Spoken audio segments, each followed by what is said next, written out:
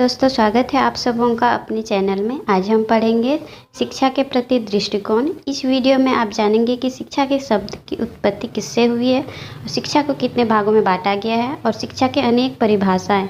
इन आखिरी दिनों में अपनी पढ़ाई चेक कर सकते हैं दोस्तों, तो आप वीडियो के एंड तक बने रहिए। और हाँ, आपको वीडियो पसंद आ रही है तो लाइक करिए, अपने फ्रेंड्स के साथ शेयर करिए। दोस्तों, क्वेश्चन स्टार्ट करने से पहले हम शिक्षा का मतलब समझ लेते हैं, तो चलिए शुरू करते हैं।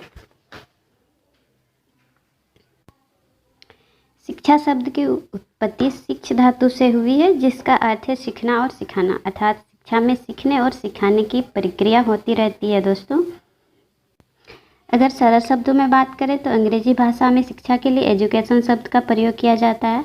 एजुकेशन शब्द की उत्पत्ति लैटिन भाषा के एजुकेटम शब्द से हुई है, जिसका अर्थ है शिक्षण कार्य करना। ठीक है, एजुकेटम शब्द दो मूल शब्द ए और डुकों के योग से बना है। दोस्तों, ए का अर्थ है अंदर से और डुकों का अर्थ है अग्रसर करना, अर्थात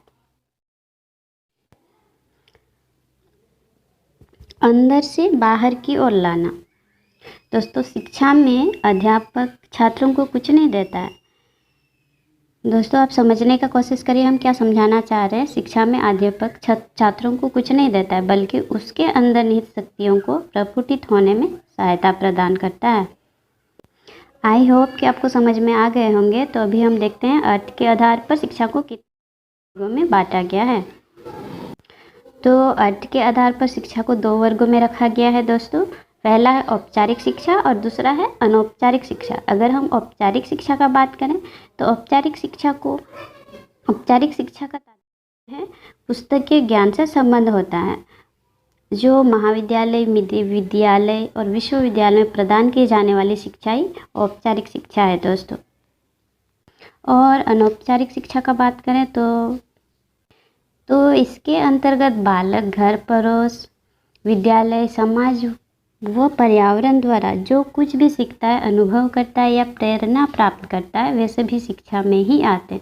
इस प्रकार मानव जन्म से मृत्यु पूर्व तक निरंतर शिक्षा प्राप्त करते रहता है। दोस्तों, इस शिक्षा को हम अनौपचारिक शिक्षा भी कहते हैं। आई होप कि आपको समझ में आ गए होंगे। तो चलिए अभी हम क्वेश्चन में आते हैं। पहला क्वेश्चन, मनुष्य के अंदर निहित पूर्णता को अभिव्यक्त करना ही शिक्षा है। शिक्षा की यह परिभाषा किसने दी है? फ्रेंड्स, आपसे पूछा गया है मनुष्य के अंदर निहित पूर्णता को अभिव्यक्त करना ही शिक्षा है। शिक्षा की यह परिभाषा किसने दी है? तो इसका करेक्ट आंसर होगा ऑप्शन सी, विवेकानंद ने। अगला क्वेश्चन है,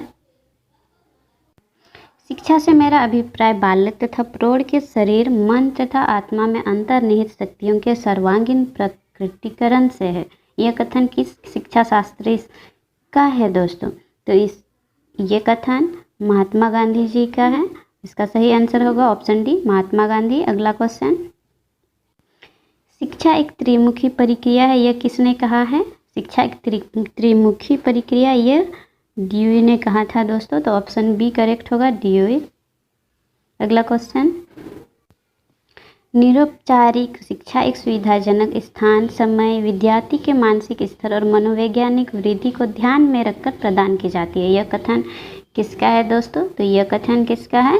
ये कथन जे मोहंते का है। दोस्तों, तो ऑप्शन ए करेक्ट होगा, जे मोहंते। अगला क्वेश्चन हम देखते हैं, केवल पुस्तकीय ज्ञान से कार्य नहीं चलेगा, हमें ऐसी शिक्षा की आवश्यकता है जिससे कोई व्यक्ति अपने पैरों पर खड़ा हो सके। ये कथन किसका है? तो ये कथन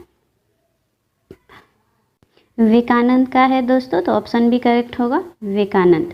अगला क्वेश्चन, शिक्षा के कार्य असहाय प्राणी के विकास में सहायता पहुंचाना है, जिससे वो सुखी, नैतिक और कुशल मानव बन सके। यह कथन किसका है? तो यह कथन जॉन ड्यूवी ने कहा था। दोस्तों, अगला क्वेश्चन हम देखते हैं, शिक्षा मनुष्य की जन्मजात प्रवृत्तियों का स्वाभाविक, सर्वांगीण और प्रगतिशील विकास है। यह किसने कहा था? तो ये पेस्टालॉजी ने कहा था। दोस्तों, तो ऑप्शन बी करेक्ट होगा, पेस्टालॉजी। अगला क्वेश्चन है, समझ शिक्षा का सच्चा उद्देश्य व्यक्तित्व के आदर्श की पूर्ण प्राप्ति है। यह आदर्श संतुलित व्यक्तित्व है। यह कथन किसका है?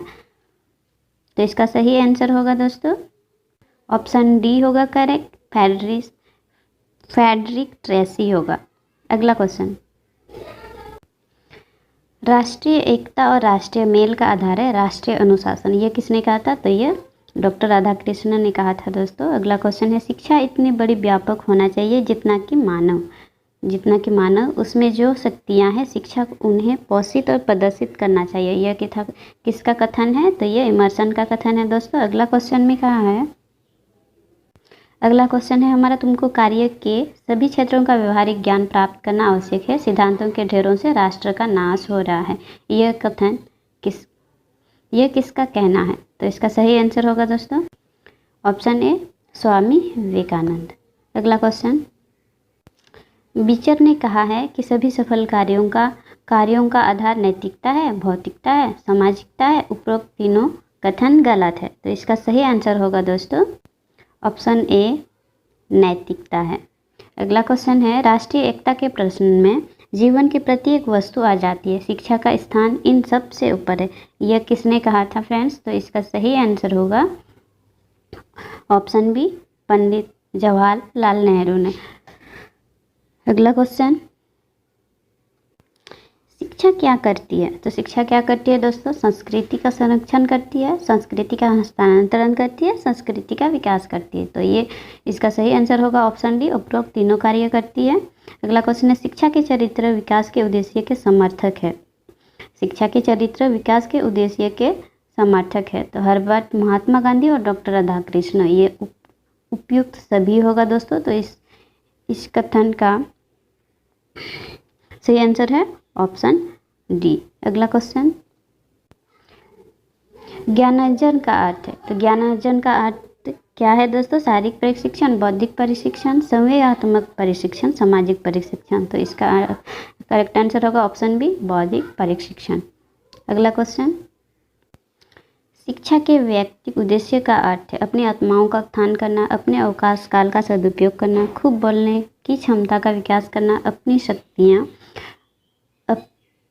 शक्तियाँ, योग्यताओं और क्षमताओं का विकास करना। तो इसका करेक्ट आंसर होगा दोस्तों ऑप्शन डी करेक्ट होगा, अपनी शक्तियाँ, योग्यताओं और क्षमताओं का विकास करना। अगला क्वेश्चन हम देखते हैं, सामाजिक उद्देश्य का क्या अर्थ है? तो सामाजिक उद्देश्य का क्या अर्थ है दोस्तों? तो सामाजिकता और नागरिकता की भावना का विकास करना, सामाजिक समारोह में भाग लेने की रुचि पैदा करना, सामाजिक लेख लिखने की योग्यता विकसित करना, या अपने समाज और राष्ट्रों को ही सर्वोपरि रखना। तो इसका सही आंसर होगा दोस्तों ऑप्शन ए करेक्ट होगा, सामाजिकता और नागरिकता की भावना का विकास करना। अगला क्वेश्चन है, शिक्षा के क्षेत्र में पाठ्यचर्या शब्दावली किस ओर संकेत करती है? शिक्षा के क्षेत्र में पाठ्यचर्या शब्दावली किस ओर संकेत करती है? तो इसका सही आंसर होगा दोस्तों ऑप्शन ए होगा करेक्ट, विद्यालय के संपूर्ण कार्यक्रम जिसमें विद्यार्थी प्रतिदिन अनुभव प्राप्त करते हैं। अगला क्वेश्चन हम देखते हैं, निचली कक्षाओं में शिक्षण की खेल पद्धति मूल रूप से आधारित है तो किसके सिद्धांतों पर आधारित है, ये हमें बताना है फ्रेंड्स। तो इसका सही आंसर होगा, सही आंसर है इसका option B, option B correct होगा, विकास एवं वृद्धि के मनोवैज्ञानिक सिद्धांतों पर। अगला क्वेश्चन है हमारा, आकलन को उपयोगी और रोचक प्रक्रिया बनाने के लिए किसके प्रति सचेत होना चाहिए? आकलन को उपयोगी और रोचक प्रक्रिया बनाने के लिए किसके प्रति सचेत होना चाहिए? तो इसका सही आंसर होगा ऑप्शन बी, शैक्षिक और सशैक्षिक क्षेत्रों में विद्यार्थी के सीखने के बारे में जानकारी प्राप्त करने के लिए विविध तरीकों का प्रयोग करना। अगला क्वेश्चन है हमारा, बच्चों की सीखने की प्रक्रिया में माता पिता को किसकी भूमिका निभानी चाहिए? बच्चों की सीखने की प्रक्रिया में माता पिता को किस तरह की भूमिका निभानी चाहिए? तो उनको अग्रगोन्मुखी का भूमिका निभानी चाहिए दोस्तों, ऑप्शन ए करेक्ट होगा, अग्रगोन्मुखी। अगला क्वेश्चन, शिक्षार्थी जो पहले सीख चुके हैं उनकी पुनरावृत्ति और प्रत्यास्मरण में शिक्षार्थियों की मदद करना चाहिए महत्वपूर्ण है, क्योंकि ऑप्शन बी इसका सही होगा, नई जानकारी को पूर्व जानकारी से जोड़ना और सीखने को समृद्ध बनाता है। अगला क्वेश्चन है हमारा, सीखने का वो सिद्धांत जो पूर्ण रूप से और केवल अवलोकनीय व्यवहार पर आधारित है, सीखने की किस सिद्धांत से संबंध है? तो इसका सही आंसर होगा दोस्तों ऑप्शन सी, व्यवहारवादी। अगला क्वेश्चन हम देखते हैं। विद्यार्थियों के सीखने में जो रिक्तियां रह जाती है उनके निदान के बाद हमें क्या करना चाहिए? विद्यार्थियों के सीखने में जो रिक्तियां रह जाती है उनके निदान के बाद हमें क्या करना चाहिए? तो इसका सही आंसर है क्या करना चाहिए? ऑप्शन ए से करेक्ट होगा दोस्तों, समुचित उपचारात्मक कार्य करना चाहिए। अगला क्वेश्चन, निम्नलिखित में से किस कथन को सीखने के लक्षण के रूप में नहीं माना जा सकता है? तो व्यवहार का अध्ययन सीखना है। इस लक्षण को शिक्षण के रूप में नहीं माना जा सकता है दोस्तों। तो इसका सही आंसर होगा ऑप्शन सी, व्यवहार का अध्ययन सीखना है। विद्यार्थियों का आत्म नियमन किस ओर संकेत करता है? तो विद्यार्थियों का आत्म नियमन अपने सीखने का स्वयं पर्यवेक्षण करने की उनकी योग्यता की ओर संकेत करता है फ्रेंड्स। अगला क्वेश्चन, छोटे शिक्षार्थियों में निम्नलिखित में से कौन सा लक्षण पठन पाठन का कार्य पठन कठिनाई का नहीं है? पठन कठिनाई का नहीं है। तो इसका सही आंसर होगा ऑप्शन बी, पठन गति और प्रवाह में कठिनाई। अगला क्वेश्चन, कृष्णा अपनी कक्षा को क्षेत्र भ्रमण पर ले जाती है और वापस आने पर अपने विद्यार्थियों के साथ भ्रमण पर चर्चा करती है। तो यह किस ओर संकेत करता है? तो ऑप्शन ए सही होगा इसका, सीखने का आकलन। ऑप्शन ए सही होगा, सीखने का आकलन। अगला क्वेश्चन है हमारा, बाल संसद का निर्माण एवं संचालन से बालकों में किस प्रकार के गुण विकसित होते हैं? तो इसका सही आंसर होगा दोस्तों ऑप्शन डी करेक्ट होगा, शिक्षार्थियों को लोकतांत्रिक मूल्यों का प्रशिक्षण प्राप्त होता है। अगला क्वेश्चन है हमारा, किंडरगार्टन शिक्षण पद्धति के जन्मदाता है। तो किंडरगार्टन शिक्षण पद्धति के जन्मदाता है friends Froebel. Option D correct होगा, फ्रोबेल। अगला क्वेश्चन है हमारा, बाल विकास है। तो बाल विकास क्या है दोस्तों? एक निरंतर चलने वाली प्रक्रिया है। तो इसका सही आंसर होगा ऑप्शन ए। अगला क्वेश्चन है, बाल मनोविज्ञान के स्थान पर प्रयुक्त होने वाले शब्द है। बाल मनोविज्ञान के स्थान पर प्रयुक्त होने वाले शब्द क्या है दोस्तों? तो इसका सही आंसर होगा ऑप्शन बी, बाल विकास। इसका सही आंसर होगा बाल विकास। अगला क्वेश्चन, सीखना विकास की प्रक्रिया है, ये किसका कथन है दोस्तों? सीखना विकास की प्रक्रिया है, ये वुडवर्थ का कथन है। इसका सही आंसर होगा वुडवर्थ। अगला क्वेश्चन है, किसका मत है सभी विकास एक ही दिशा में होता है? तो इसका सही आंसर होगा दोस्तों ऑप्शन सी, जीन पियाजे। आई होप कि आपको वीडियो काफ़ी अच्छा लगा होगा। अगर वीडियो पसंद आई है तो लाइक करिए, अपने फ्रेंड्स के साथ शेयर करिए और ऐसे ही नए टॉपिक पर वीडियो चाहिए तो नीचे कमेंट सेक्शन में कह सकते हैं।